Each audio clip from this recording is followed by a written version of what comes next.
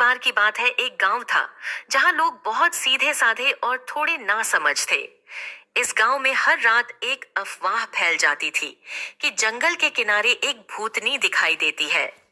गांव के लोग इतने डरे हुए थे कि सूरज ढलते ही घर के दरवाजे और खिड़कियां बंद कर लेते। वैसे तो किसी ने उसे देखा नहीं था, लेकिन सभी ने सुना जरूर था कि वह चुड़ैल बड़ी ही डरावनी थी। बस इसी डर के मारे कोई भी रात में बाहर निकलने की हिम्मत नहीं करता था। गांव में रामू नाम का एक लड़का था जो गांव का सबसे बड़ा मस्त मौला था। उसे किसी से कोई डर नहीं लगता था। गांव में जो भी लोग चुड़ैल की बातें करते वह हंस कर कहता, अरे भाई, ये चुड़ैल वुड़ैल कुछ नहीं होती, सबकी ये बस गलत फहमी है।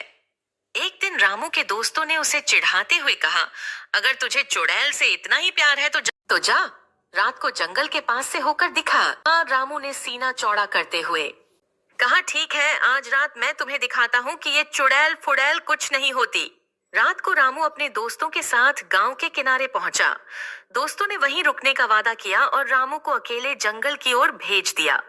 रामू बड़ी मस्ती में सीटी बजाता हुआ जंगल की ओर बढ़ रहा था। वह मन ही मन सोच रहा था, अरे ये चुड़ैल क्या चीज है, मुझे तो इसका पता ही नहीं चला। जंगल के बीचों बीच पहुंचा ही था कि अचानक एक पेड़ के पीछे से सफेद साड़ी में लिपटी एक औरत निकल आई। उसके बाल बिखरे हुए थे और चेहरा इतना सफेद था कि लग रहा था जैसे किसी ने उसे आटा मल दिया हो। रामू उसे देखकर पहले तो थोड़ा चौंका, लेकिन फिर उसने सोचा, अरे ये कोई गांव की औरत होगी जो यहाँ भटक गई है। रामू ने बड़े आराम से पूछा, अरे बहन जी, रात के इस समय यहाँ क्या कर रही हो, घर नहीं जाना? वह औरत धीरे धीरे रामू की तरफ बढ़ी और बोली, मैं चुड़ैल हूँ। रामू ने हंसते हुए कहा, वाह बहन जी, मजाक तो बढ़िया कर लेती हो, अब घर जाओ, रात बहुत हो गई है। वह औरत और करीब आ गई और बोली, मैं सच में चुड़ैल हूँ।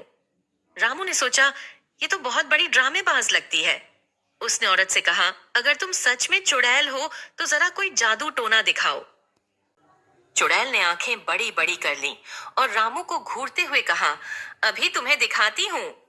रामू ने फिर भी उसे गंभीरता से नहीं लिया और मजाक में कहा, अच्छा तो चलो फिर, पहले मुझे चाय पिलाओ। चुड़ैल गुस्से में बोली, तुम्हें मेरी शक्तियों का अंदाजा नहीं है, मैं तुम्हारे एक इशारे से चाय तो क्या, तुम्हें इस वक्त घर पहुंचा सकती हूँ।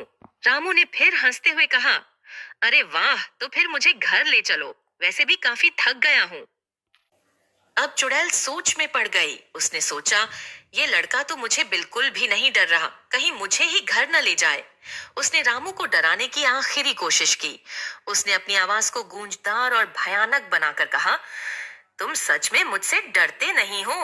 रामू ने मजाक करते हुए कहा, डरना चाहिए क्या, तुम्हारे पास डराने के लिए कुछ नया है क्या? चुड़ैल निराश हो गई और बोली, अरे यार, तुम जैसे लोगों को डराना बड़ा मुश्किल है, मेरी सारी कोशिशें बेकार हो गईं। चलो मैं किसी और को डराने जाती हूँ। ठीक है बहन जी, जब भी नई डरावनी ट्रिक सीखो तो मुझे जरूर दिखाना। यह कहकर रामू सीटी बजाता हुआ घर की ओर चला गया और चुड़ैल, वह सोचती रह गई कि कैसे एक गांव का सीधा साधा दिखने वाला लड़का उसे मजाक मजाक में ही मात दे गया। चुड़ैल निराश हो गई और बोली। इसके बाद रामू गांव लौट आया और दोस्तों को सारी कहानी सुनाई। दोस्तों ने पहले तो उसे बहुत डरा हुआ समझा, लेकिन जब रामू ने चुड़ैल की बातों की नकल की तो सभी हंसते हंसते लोटपोट हो गए। उस दिन के बाद गांव में कोई भी चुड़ैल से नहीं डरता था, क्योंकि रामू ने साबित कर दिया था कि कभी कभी डर भी मजाक में उड़ाया जा सकता है।